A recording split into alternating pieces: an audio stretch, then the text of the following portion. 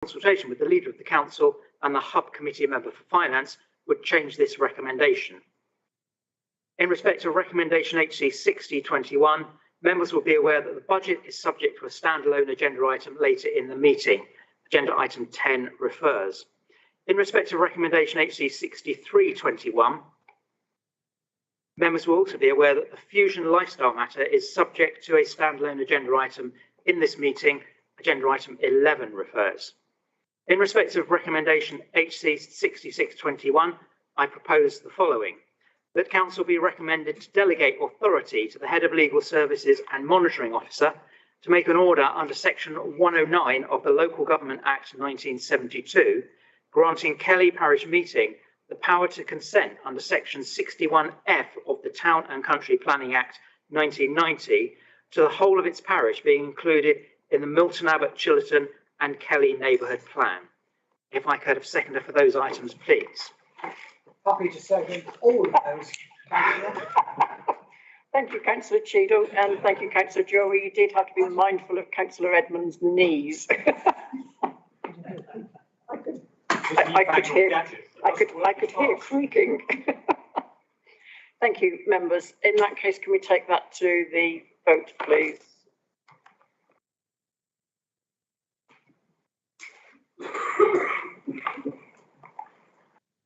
That is unanimous for each of those hub recommendations. Thank you, Mr. Mayor. Thank you, Mr. White. Councillor Yelland, are you ready? As ready as I'll ever be, Mr. Mayor, I think. Not so much a shine, more of a modest glow, hopefully. Okay. I move that the minutes of the meeting of the Development Management and Licensing Committee held on the 14th of December 2021 be received and noted. They are DM&L 31 to DM&L 37 and can be found between pages 35 and 47 of the agenda papers. Could I have a seconder, please? I'll be the second, Mr. Mayor. Thank you, councillors. Mr. White, can we take that to the vote, please? Those are duly noted, duly noted. Happy to note. Thank you, sir. Thank you, Mr. White. Councillor Joey, you're back again. Item 10, draft revenue and capital budget proposals for 22-23. Thank you, Madam Mayor. Members, you have in front of you the budget report for 2022-23, together with its attendant appendices. As ever, I'm grateful to Mrs. Buckle and her team for producing an excellent and thorough report. We have looked at this matter several times over recent months, and the report has been discussed at Overview and Scrutiny Committee on the 18th of January and at Hub on the 1st of February. We all know the backstory and how this arrangement fits into our medium-term financial strategy. I'm intending, therefore, to highlight some changes since our last discussion and bring out some salient points. At our last Hub meeting, on our previous Hub meeting on the 7th of December, we reported a proposed gap of £40,000 in the knowledge that the local government finance settlement was due on or around the 16th of December. That settlement was subsequently received, and although disappointingly for 1 year only, the report contains some good news, which is set out here and in which I set out next and in section 3. Notably, higher than expected lower tier services grant and a new services grant for 2022-23 worth some £113,000, which enabled us to close that gap. That, coupled with a revision of our estimated council tax base as set out in section 1.9, has changed the position, and despite additional cost pressures now included in the figures of £30,000 for IT support costs and £25,000 to be added to the joint local plan earmarked reserve, this has enabled the council to balance the budget and make a contribution to our financial stability earmarked reserve of £162,850. Members will note that the figures now include a proposal to make the post of a rough sleeper outreach worker a permanent one, funded from our homelessness grant, a proposal that I welcome. The figures also include at section 3.28 a higher than anticipated receipt of new homes bonus funding of £352,000. Draft budget proposals had assumed that £150,000 from the new homes bonus would fund the revenue budget and £30,000 would fund the capital programme set out in Appendix D. It's proposed that these remain unchanged, but that the balance of this income of £172,084 is used to fund an affordable housing earmarked reserve for 2022-23 in recognition of the current housing crisis, and for it to be used to fund projects to help alleviate that crisis. It is recognised that much uncertainty remains around the medium-term financial strategy, with a predicted budget gap of some £450,000 for 2023-24 outlined in section 2.6. Much of the uncertainty around this figure is related to the potential imposition of a negative revenue support grant, which will again be under review in the Fair Funding Review and Business Rates Reset explained in section 3.13. In anticipation of having to deal with that, the Resources Advisory Group is already working with the Section 151 officer to put plans in place to reduce that shortfall.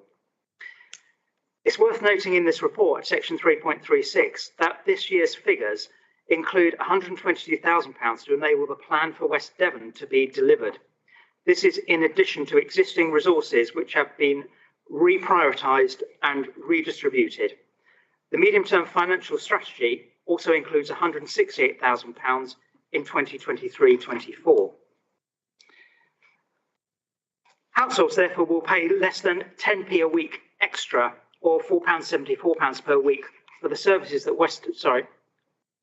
I do apologise, I've leapt ahead. As part of this balanced budget and to maintain our income base at a time of future uncertainty, the proposals include an intention to increase West Devon council tax for a Band D property by £5 per annum to £246.63. This means that a Band D household will pay less than 10p a week extra, or £4.74 per week, for the services that West Devon Borough Council provides. Whilst I appreciate that any increase at the present time will be unwelcome, this equates to an increase of under 2.1% and is some way below current inflation rates. Members will note the recommendations set out on pages 49 and 50 of the report, which summarise the points I have highlighted today and our previous discussions. Members, I would be pleased to take any questions.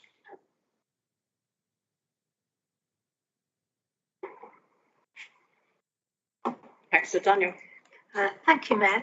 I just want to know, have we got any figures for how many people are in arrears for their council tax and how many people are on payment plans for previous council tax arrears before we think about an increase this year? Thank you.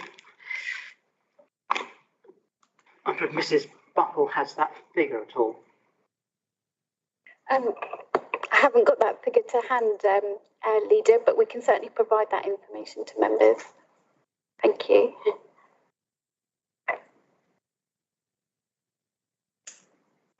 Thank you, members. Any other questions, members? No, as always, a testimony to Mrs. Buckle and her team's report. Councillor Dewar, would you like to propose your recommendations? Thank you. I would like to move the recommendations en bloc as shown on pages 49 and 50 of the agenda papers. Thank you, Councillor Dewar. Do we have a seconder? Happy to second that, Madam Mayor. Thank you, Councillor Cheadle. In that case, members, do we have any debate? Councillor Wood. Thank you, Mrs. Mayor. I think having just declared a housing crisis because a lot of our residents, they can't afford housing, and then putting up council tax is doesn't really sit very well with me.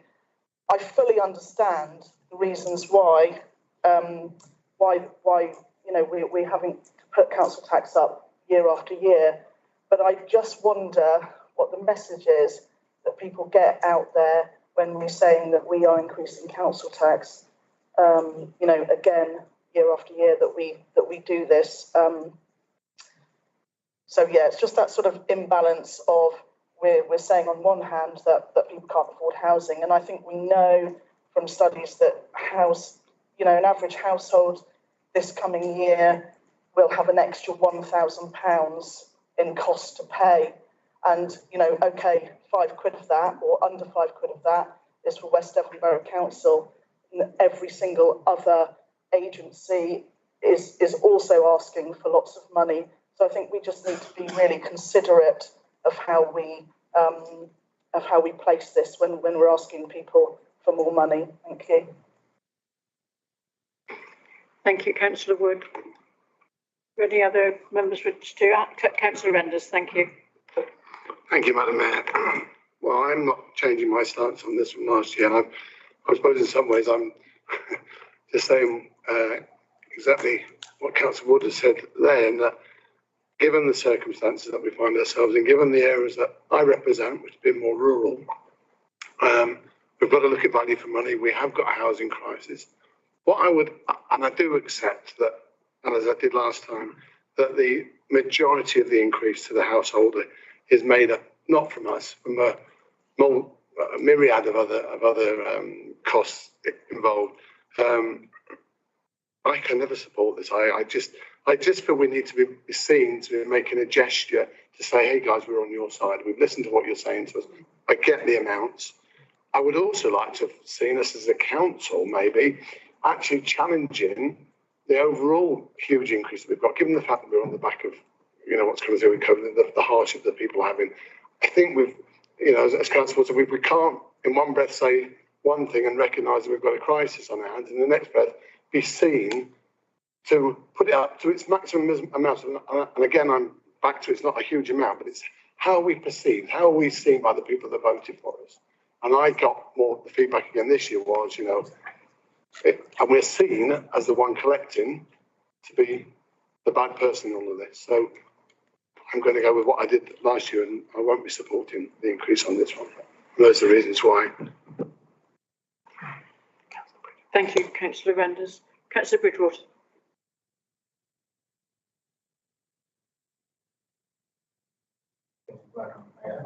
Thank you, Councillor Wood. If you could turn your microphone off. Thank you. At this meeting last year, I stood up and I voted against the council tax rise. We've been in exceptional times. People have got to remember that we've bailed out the swimming pools in Oakhampton and Tavistock. We've given out multiple COVID grants. We don't get all of that money back, I'm afraid, from the central government.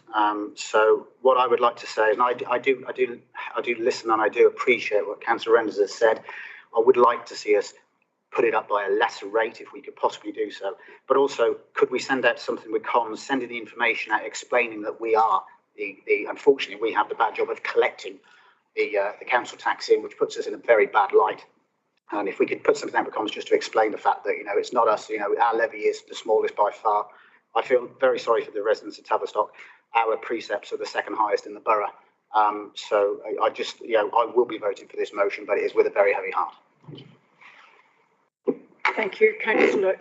Mrs. Buck, did you want to add some clarity for the members to this before I take the next questions from Councillor Spettiger and Councillor Davies? Thank you, Mr. Mayor.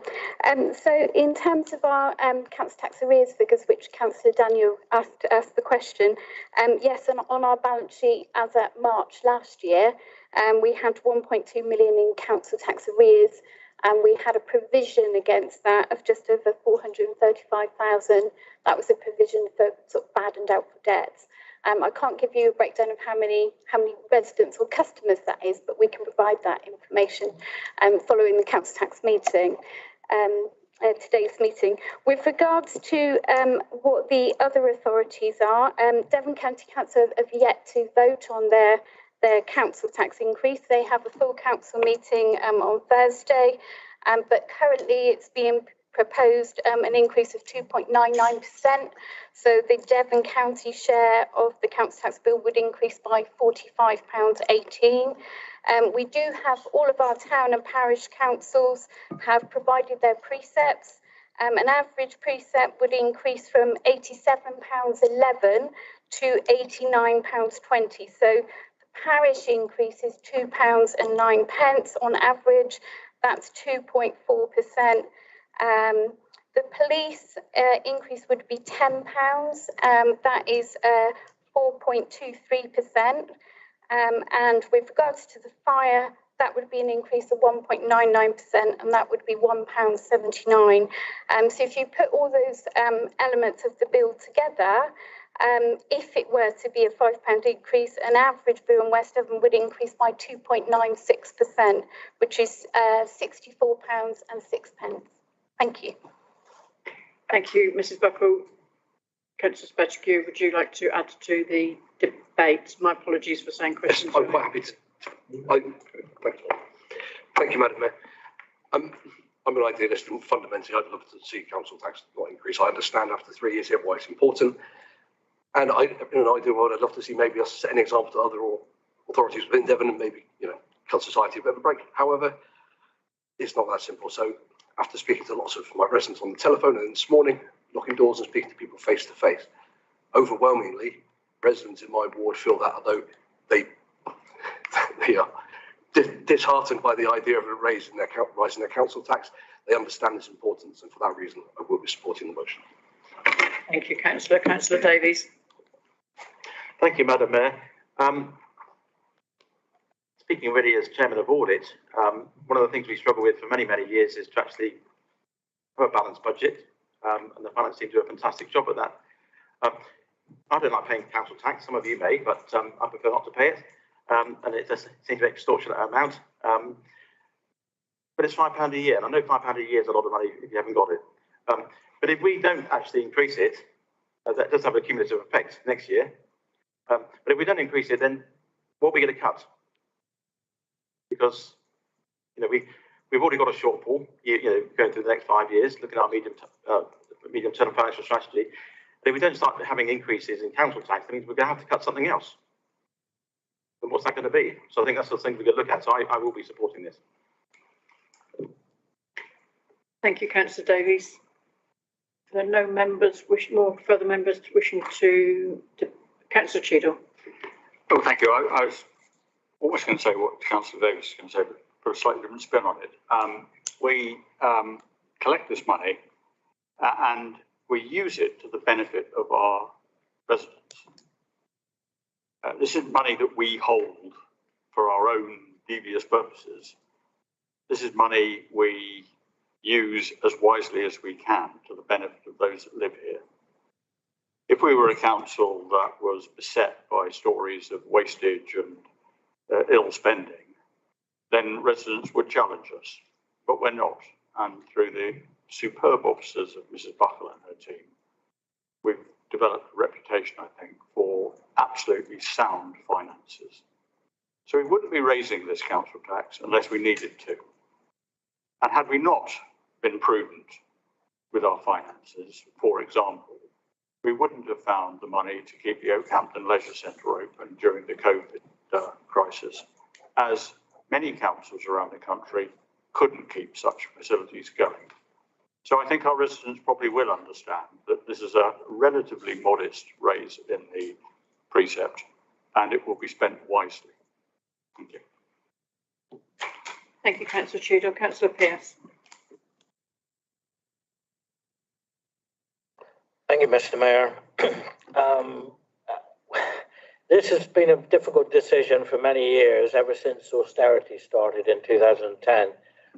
Those of us who have been on the council for a long time have agonised over this, and it's not easy decisions to make when we know that our residents are suffering out there.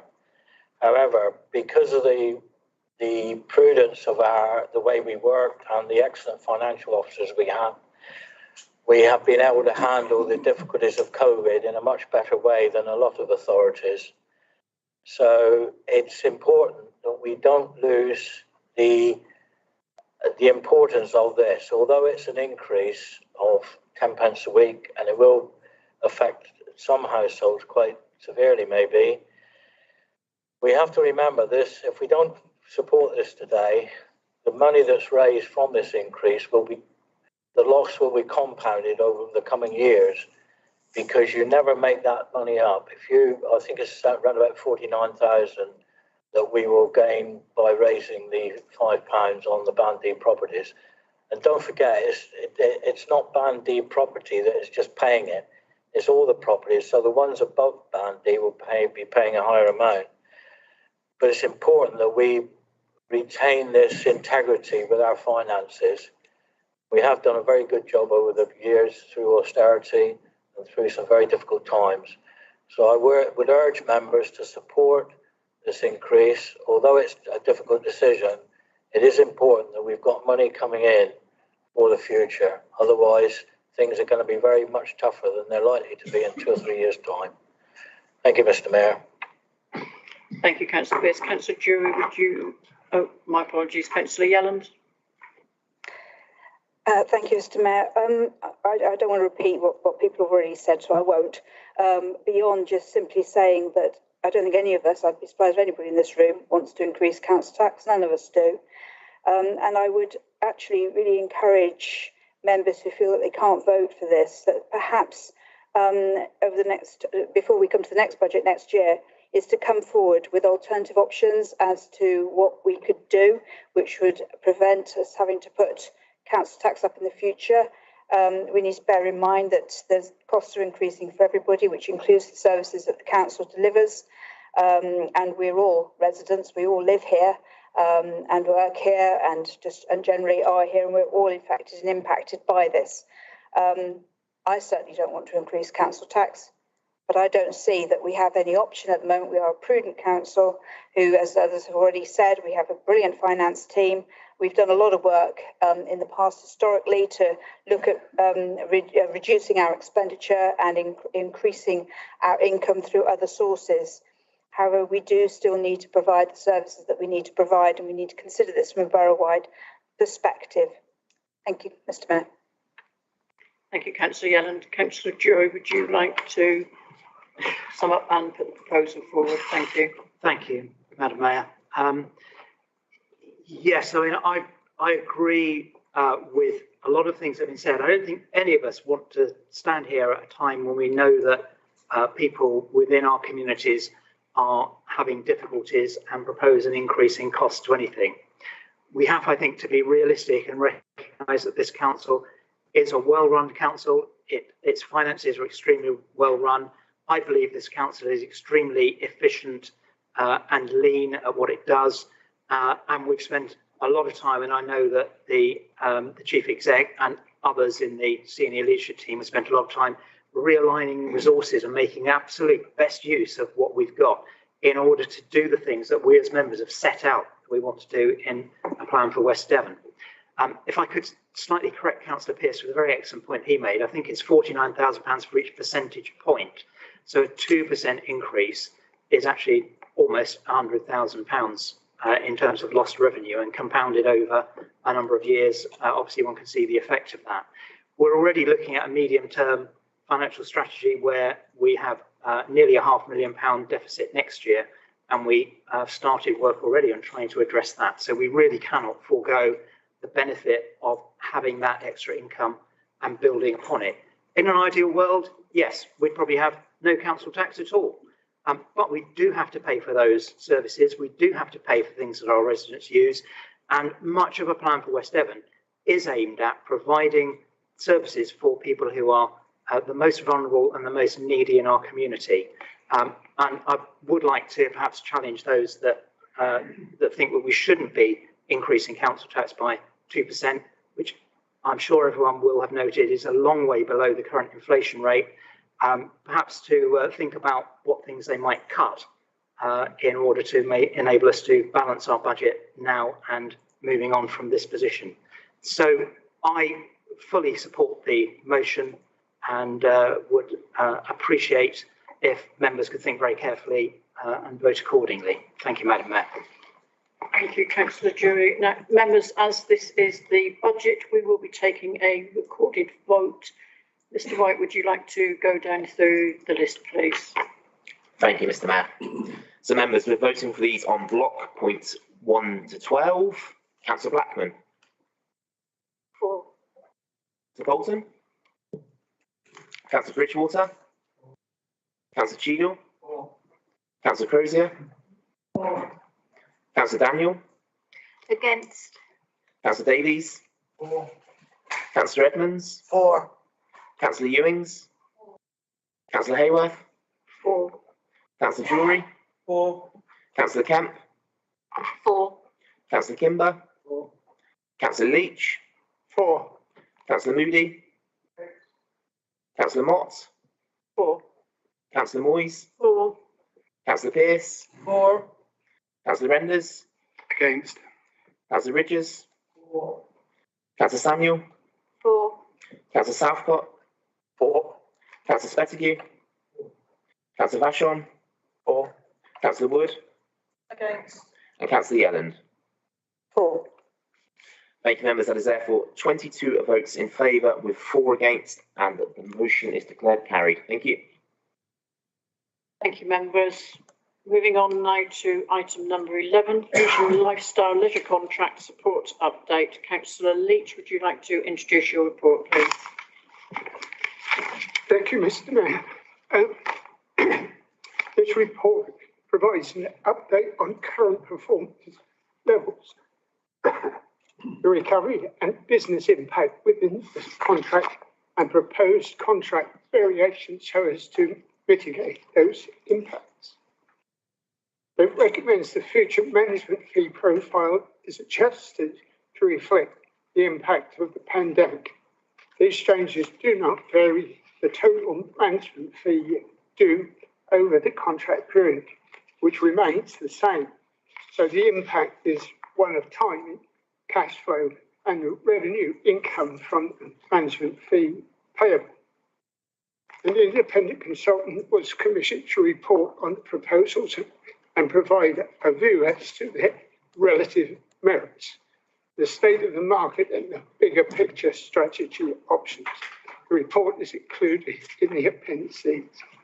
Investing and supporting public leisure facilities is an investment in or against ill health prevention, and leisure centres are essential to community hubs, significantly contributing to improving people's health and well-being. Within the document, you'll see that there are new proposed management fees. There would be a £58,639 shortfall in income of the management fee 2021-22. This would make it recommended to fund this shortfall from the COVID losses earmarked reserves in 2021-22. And from 2022-23 onwards, the proposed management fee income would be in excess of the current budgeted income level, as detailed in Appendix A. Information on operational cleaning and testing matters are also included, following a request for further information from the Hub Committee on the 2nd of November 2021.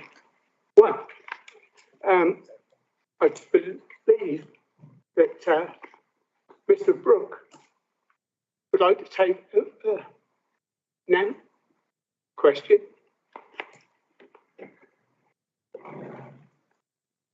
Thank you for the opportunity. Perhaps if there are any specific questions, I could take those if that's appropriate.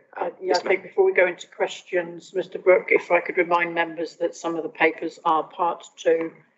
If they wish to ask questions that might allude to that, to let us know so that we can move into that. Thank you. Mr. Brooke. Forgive me, Mr. Mayor, I was actually thinking that if specific questions from the members arise during the debate, I would be happy to take them if the portfolio leader wanted me to. Thank you. Members, then, do we have any questions? Councillor Cheadle, thank you.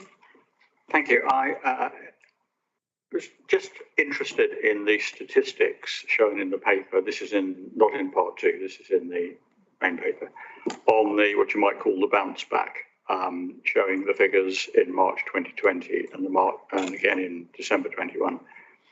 Noting that Meadowlands has bounced back pretty well, 83% of its original numbers, whereas Parklands in Oakhampton hasn't bounced back nearly as well and is trading at 72%. Yet it was the Oakhampton one that we kept open. And I just wondered if there's a sort of logical explanation of why keeping one open has stopped it bouncing back quite as much as it might have done. There you go, Mr. Brooke. Thank you, Mr. Mayor. I'm going to be really cheeky, if I may, and I'm going to ask Peter King, who's beside me, to answer that on my behalf. Over to you, Peter. Hi, hello, and thank you for allowing me to speak. A couple of things, really. Oh, sorry, beg your pardon. Can you hear me okay? Thank you, Mr. King. Sorry, beg your pardon. So a couple of things, really. Meadowlands has bounced back really well from a swimming perspective, and there's a lot of momentum behind that site as well at the moment. So we've seen a real upward trend around fitness, swimming, done fantastically well. Parklands tends to do better with the educational facilities. So with the return of the college, with the return of local clubs, also with local schools, they were slower to return after the sort of the COVID period and were much more cautious about the return. And that affected the early participation numbers. What we are experiencing now is we're seeing a lot more booking. There we go, sorry. Oh, right. We're seeing a lot more bookings come back, and actually the numbers are starting to improve. Both centres have done very well over January. Thank you, Mr. King. Members, any further questions?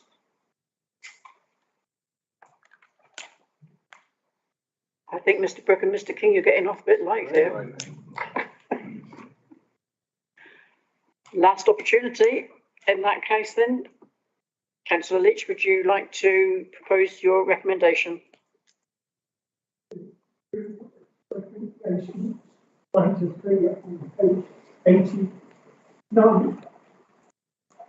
Thank you, Councillor. Do you have a seconder for that, please? Happy to second that. Thank you, Councillor Cheadle. We are now open to debate, members.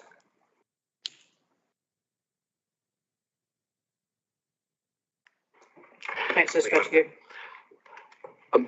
As described, the figures in Oakhampton being lower, I think, given another 12 months, I expect to see much more level performance across the rest centres, and given what the industry has been through, I don't think it's unreasonable to give them some time and to see how things look next year.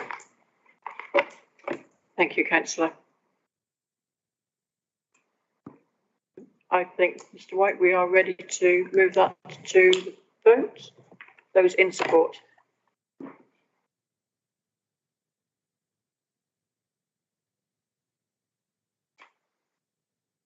That is unanimous for those three recommendations. Thank you, Mr. Matt. Thank you, members.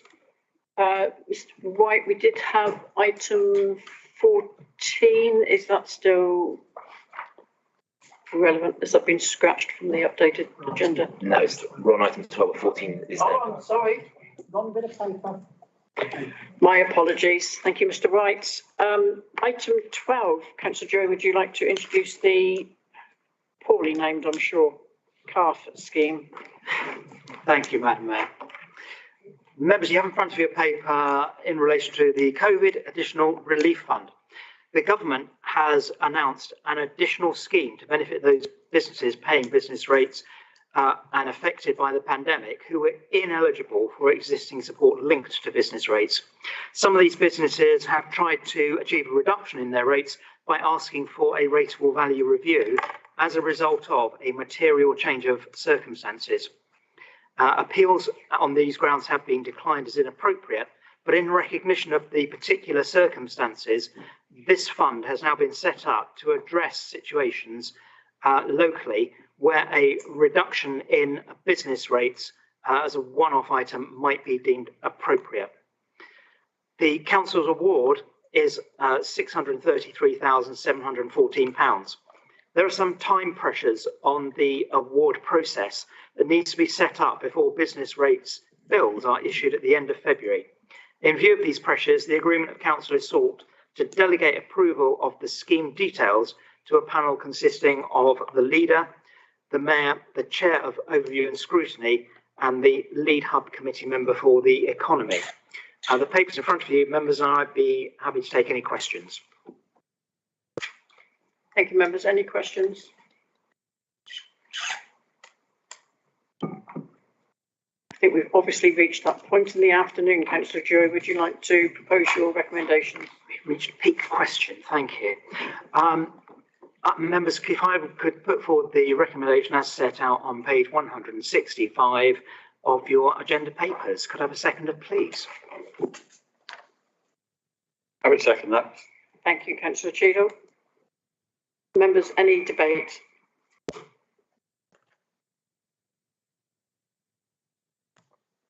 It's definitely that point in the afternoon. I think Mr. White, take the vote quickly.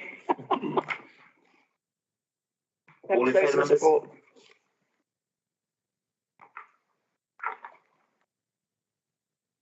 That's unanimous for the recommendation. Thank you, Mr. Matt. Thank you, Mr. White. Moving on to item 13, the draft calendar of meetings. Councillor Joy, would you like to introduce that report? Why not, as we're on a roll, Madam Mayor. Members have in front of you a paper which sets out the decision-making meetings for this year. Broadly, the dates mirror those that occurred this year, and the dates are provided in early stage for planning purposes. I think the paper is self-explanatory. I'd be happy to take any questions.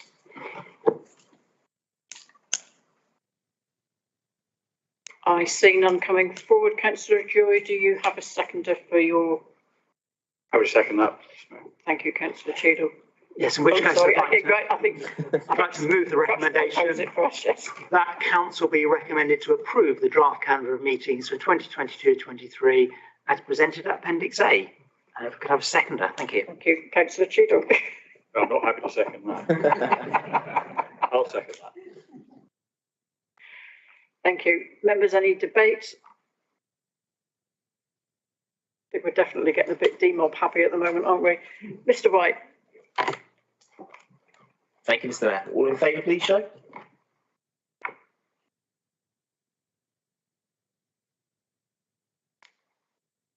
That is unanimous for the calendar. Thank you, Mr. Mayor. Thank you. Last one on the agenda. Councillor Ewins, you can't go yet. I know. We have now member appointments. Councillor Jury, is that you again? Okay.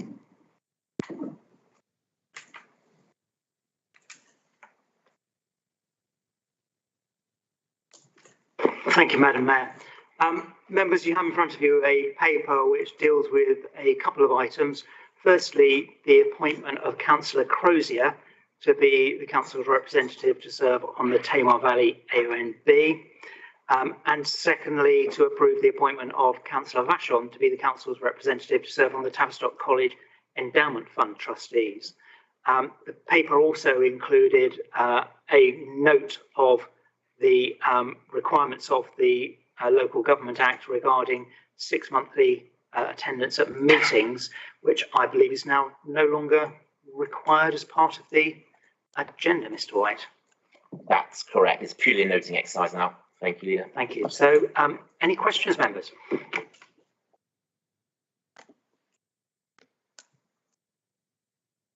No, I think that's fairly straightforward, Councillor Jury. Thank you. In which case, I'd like to move the 3 recommendations as shown on page 1 of the supplementary papers. Could I have a seconder, please? I would second that. Thank you, Councillor Cheadle. Members, Councillor Ewing, are you wanting to debate or are you wishing to? 2 seconds. I think clearly there's no debate. Mr. White, let's go. Members in favour, please show. Yeah, that's more than enough, Councillor Cheadle. That's unanimous. Thank you, Mr. Matt. Thank you, members. In that case, I would like to close the meeting and thank